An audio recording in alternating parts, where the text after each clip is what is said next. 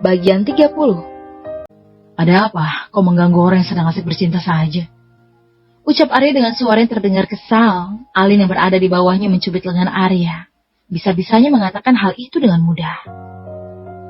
Suci mencoba menggantung diri, ucap Brian tapi dengan suara datar. Kenapa menelponku? Kan sudah ada kau yang mengurusnya. Jadi ini alasanmu berat meninggalkan dia? Betul, ya sudah. Kau membuatku nanggung saja. Jangan ganggu aku lagi, kau urus dia. Aku mau lanjut bercinta dengan istriku. Arya memutuskan panggilan dan melempar handphone ke sembarang arah.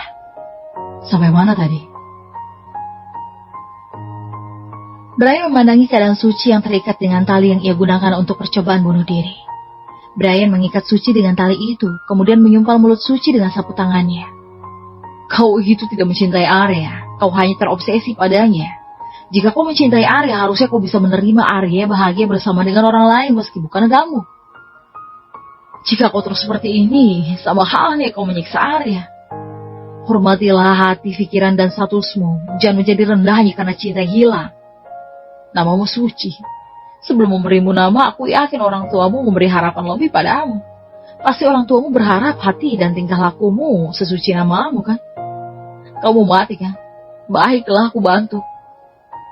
Brian keluar dari kamar menuju dapur. Sambil menelpon anak buahnya, dia berusaha mencari sesuatu yang bisa melukai Suci dan membuka setiap laci. Ketemu. Brian mengambil pisau. Halo, bawa ular peliharaanku ke alamat ini. Jangan yang itu, tapi ular piton yang sudah jinak. Bawa ke toko obat juga. Ujar Brian berbicara di telepon dengan anak buahnya yang berada di seberang sana. Brian kembali ke kamar, menghampiri Suci. Sini tanganmu. Brian menarik tangan Suci yang terikat. Aku akan membuatmu mati perlahan.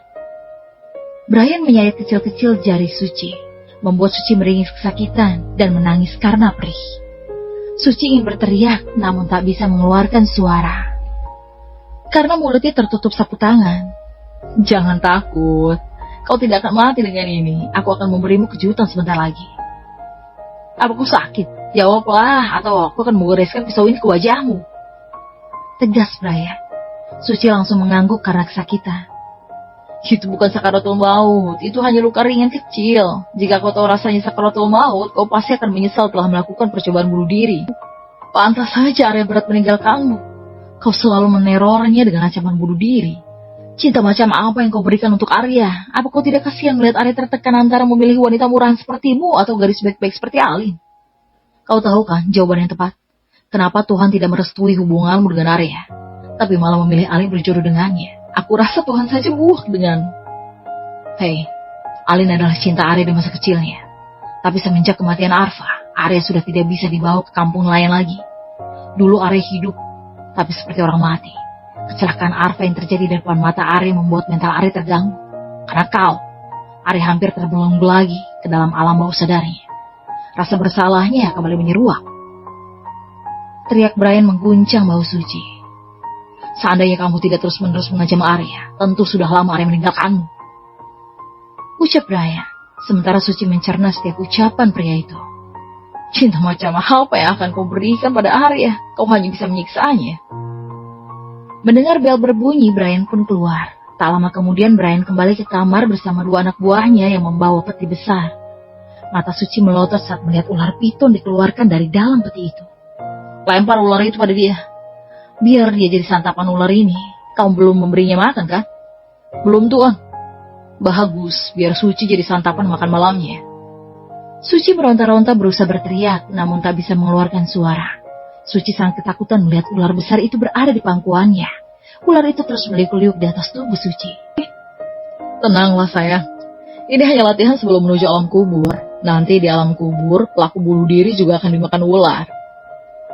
Kepala ular itu sejajar dengan wajah Suci. Suci yang ketakutan akhirnya tak sadarkan diri. Buka tali pengikatnya. Perintah Brian pada kedua anak buahnya. Kemudian Brian mengoleskan salep pada luka sayatan di jari Suci.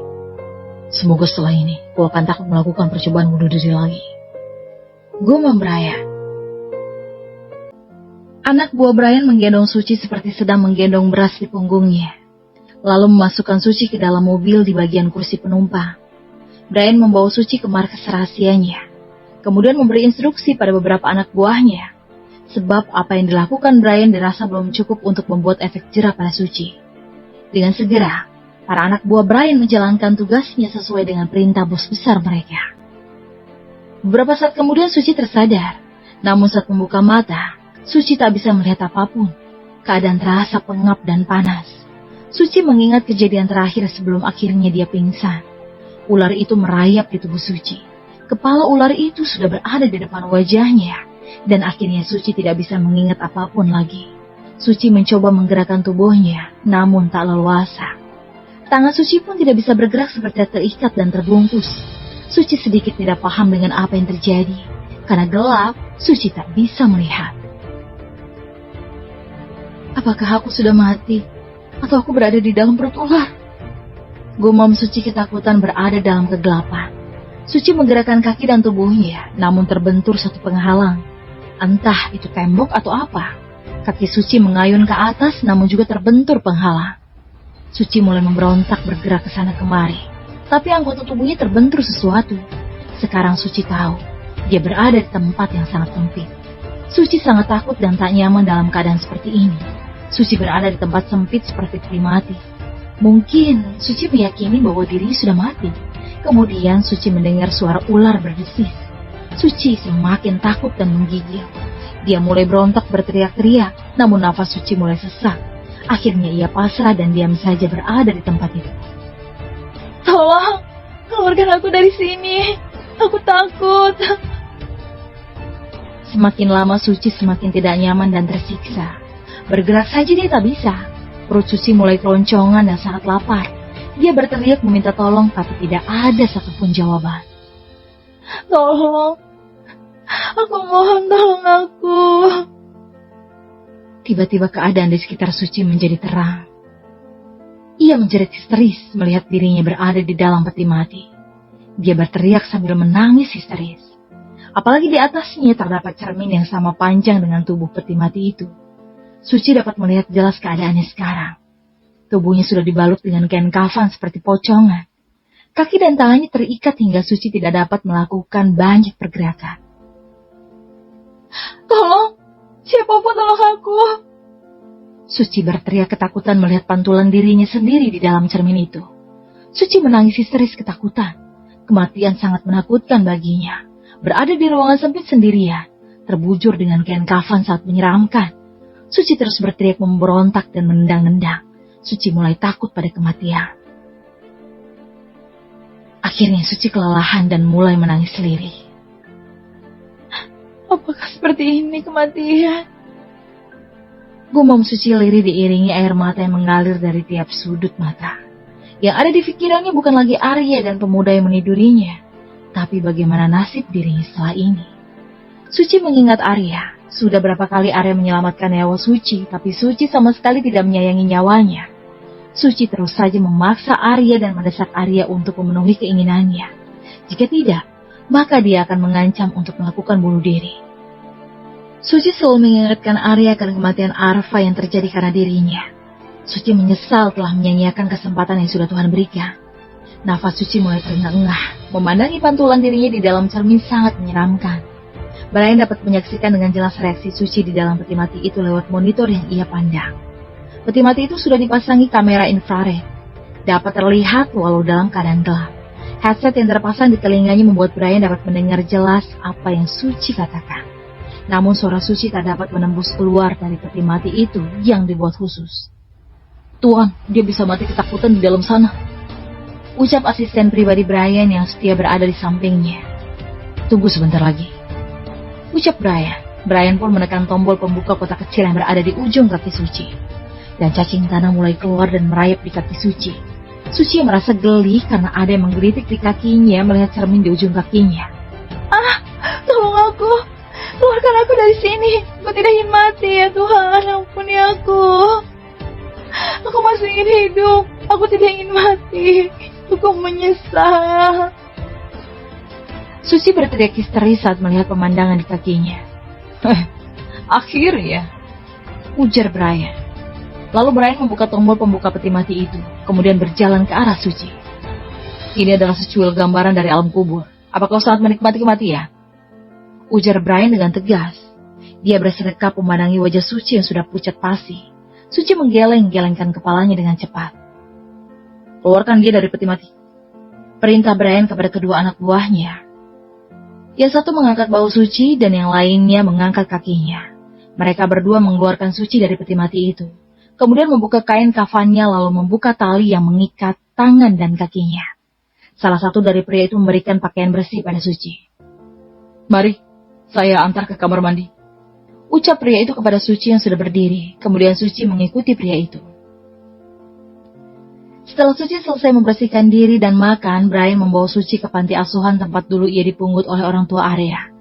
Tetapi setelah ia bergabung dengan kelompok mafia, dia memutuskan untuk menghindari keluarga Arya karena tidak ingin keluarga itu terlibat masalah karenanya. Akan tetapi, setiap keluarga itu membutuhkan bantuan, maka Brian akan siap sedia membantu di garda paling depan. Brian menunjukkan pada Suci anak-anak yang menyandang disabilitas, yang dibuang dan tidak diinginkan oleh orang tuanya. Suci masih jauh lebih beruntung daripada mereka. Lihat mereka, kau jauh lebih beruntung daripada mereka. Kau hanya kehilangan cinta yang masih bisa kau cari gantinya, tapi mereka... Suci memandangi wajah ceria mereka. Walau dalam keadaan seperti itu, mereka masih bisa tertawa. Mereka dibuang dan tak diinginkan oleh orang tuanya. Seketika Suci meneteskan air matanya, dia merasa iba. Kemudian Brian membawa Suci ke rumah sakit. Brian menarik tangan Suci. Dia berjalan cepat hingga Suci tertarik mengikuti langkahnya. Brian menarik tangan Suci dan dihempaskan dengan kasar hingga Suci terhuyung. Dia membawa Suci di ruang ICU di mana orang-orang yang masih memiliki harapan hidup terbaring di ruangan itu. Lihatlah mereka yang sayang dengan nyawanya berjuang di sana. Sekali nyawa hilang, maka tidak akan dapat dikembalikan. Nyawa itu sangat berharga. Harta masih bisa dicari, tapi nyawa. Tegas Brian. Suci hanya mendengar dan melihat Brian menggeleng-gelengkan kepala. Kemudian Brian membawa Suci menuju arah teriakan seseorang yang menjerit histeris karena kehilangan nyawa istrinya. Hati Suci terenyuh dan tersentil melihat pemandangan itu. Dia berharap istrinya hidup, tapi Suci malah menginginkan kematian. Kemudian Brian membawa Suci menuju pintu keluar rumah sakit. Kebetulan di sana Suci dan Brian melihat seorang istri memohon dan menangis kepada bagian administrasi agar segera menangani kasus kecelakaan suaminya. Tapi karena tidak sanggup membayar jumlah yang begitu besar, orang yang berada di bagian administrasi itu tidak bisa menuruti keinginan ibu tersebut. Nyawa itu sangat mahal, kata Brian yang menatap Suci. Kemudian Brian dan Suci menghampiri resepsionis. Brian pun membayar biaya perawatan dari suami orang tersebut, kemudian pergi meninggalkan rumah sakit. Bunuh diri adalah dosa besar, lebih besar dosanya daripada membunuh orang lain. Seorang yang mati karena bunuh diri, maka akan kekal di neraka.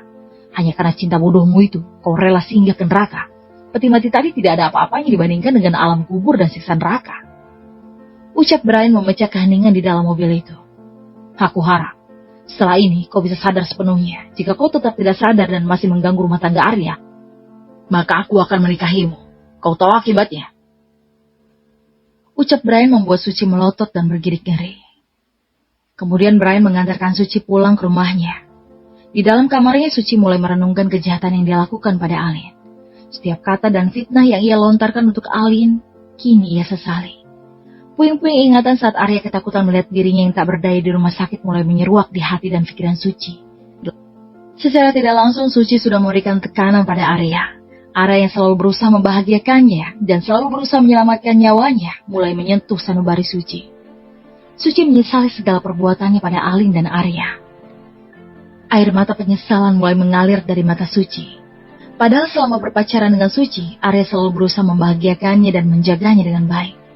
Tapi Suci yang ingin menguasai Arya memaksa dan terus merayu Arya hingga Arya terbuai. Kebaikan yang selama ini Arya berikan ia balas dengan air tuba. Hingga akhirnya Suci harus dihukum dengan hilangnya keperawanan yang selalu ia jaga untuk Arya. Dan malah ia serahkan dengan senang hati pada sang Casanova. Suci menyesali dan merututi kebodohannya. Dia sangat menyesal. Akhirnya, les private dari Brian tentang kematian dan alam kubur sukses membuka mata hati Suci.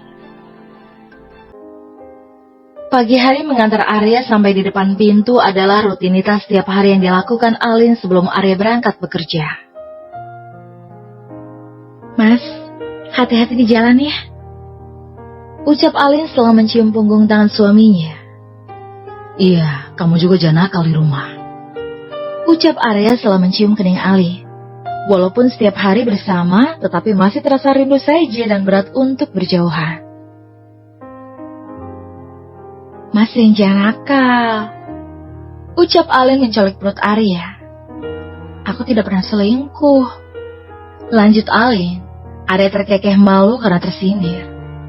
Kalau mau keluar rumah, izin dulu sama aku, sambil membelai rambut Alin.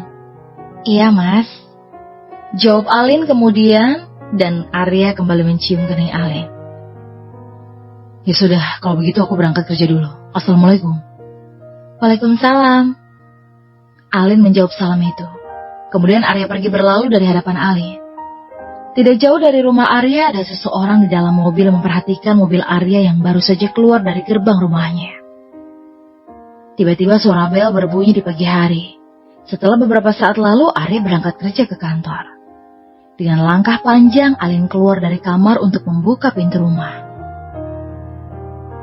Mau apa kamu kesini? Hardik Alin pada Suci yang berada di depan pintu. Bersambung.